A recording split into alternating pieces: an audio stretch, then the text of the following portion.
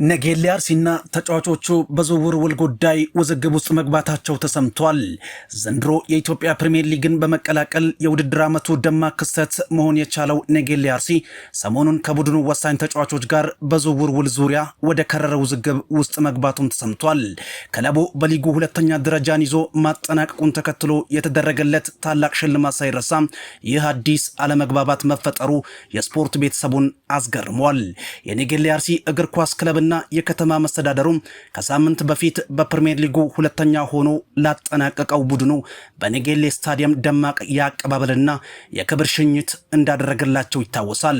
በወቅቱም ለቡድኑ አባላት የ10 ሚሊዮን ብር የገንዘብ ሽልማትና የቤት መስሪያ ቦታ በስጦታ ተበርክቶም ነበር። ሆኖም ይህ መልካም ዜና ተወርቶ ሳያበቃ በተጫዋቾቹና በክለቡ አመራሮች መካከል ከፍተኛ ውዝግብም ተነስቷል። የውዝግቡ መነሻ የውል ጊዜ ስምምነት እንደሆነም ተነግሯል። ሮቦት ሰላሎን ጨምሮ የቡድኑ ወሳኝ ተጫዋቾች ለክለቡ ለመጫወት የተስማማነውና ፍርሚያ የፈረምነው ለአንድ ዓመት ብቻ ነው ሲሉ የክለቡ አመራሮች በበኩላቸው ውሉ የ2 ዓመት ነው የሚል አቋምንም ይዘዋል።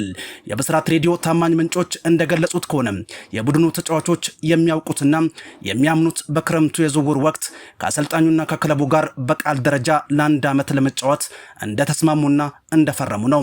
ነገር ግን በኢትዮጵያ እግር ኳስ ፌዴሬሽን ቀርቦ የጸደቀው ውል የሚለው የ2 ዓመት መሆኑም ተረጋግጧል። በአሁኑ ሰዓት በብስራት ሬዲዮ የሚገኘው የተጫዋቾች የውል ጊዜ መረጃ 2 ዓመት እንደሚልም ያሳያል። በክረምት የዝውውር ወቅትም ነጌሌ አርሲ የ30 ተጫዋቾችን ውል ለፌዴሬሽኑ አስገብቶ ያጸደቀ ሲሆን ከ14 ተጫዋቾች ውጪ የአብዛኞቹ ውል 2 ዓመት የሚል ሆኖም ተገኝቷል።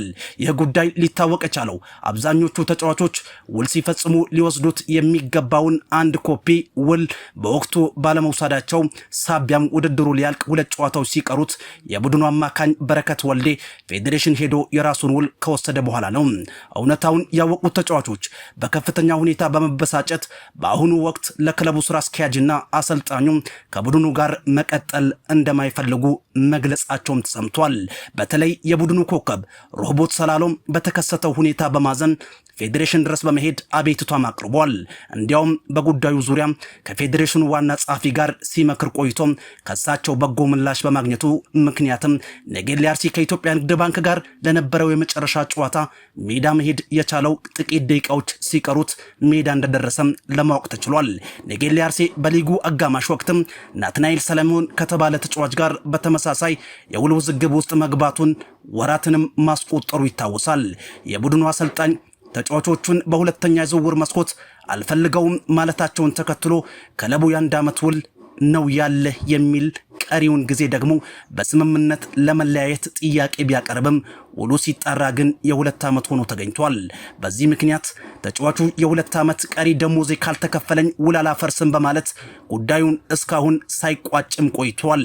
በክለቡና በተጫዋቾቹ መካከል የተፈጠረው ሁኔታ ውላቸው ያለቀ ተጫዋቾችን እንዲሁ እንዳስቆጣም መረጃዎች እየወጡ ይገኛሉ።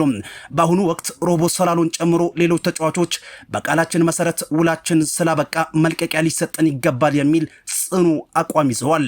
ይሁን እንጂ ፌዴሬሽን ገብቶ የጸደቀው ውል 2 ዓመት ስለሚል በሕጉ መሰረት ተጫዋቾቹ ያለ ክለቡ መልካም ፍቃድ መልቀቅ አይችሉም ተብሏል። የክለቡ ይፋዊ አቋምና ጉዳዩ እንዴት ሊከሰት እንደቻለ ለማወቅ የነጌሌ አርሲ ስራ አስፈጻሚዎችን ለማግኘት የተደረገው ጥረትም ለጊዜው አልተሳካም። ይሁንና እንዲህ አይነት ተጫዋቾች የውል ስርቆትና ማጭበርበር ችግሮች ካሁን ቀደም በኢትዮጵያ እግር ኳስ ውስጥ የተለመዱ በመሆናቸው ፌዴሬሽኑ የትኛውን ውል የሚያጸድቀው ሁለቱ አካላት በአካል ፌዴሬሽኑ ጽሕፈት ቤት ቀርበው ሲፈርሙ ብቻ ነው የሚል የዝውውር መመሪያም አውጥቶ ነበር። ሁለቱ አካላት በዚህ ዙሪያ ከፈረሙ ይህ ስህተትና አለመግባባት እንዴት ሊፈጠር እንደቻለ አሁንም ድረስ እጅግ አነጋጋሪ ሆኖ ቀጥሏል።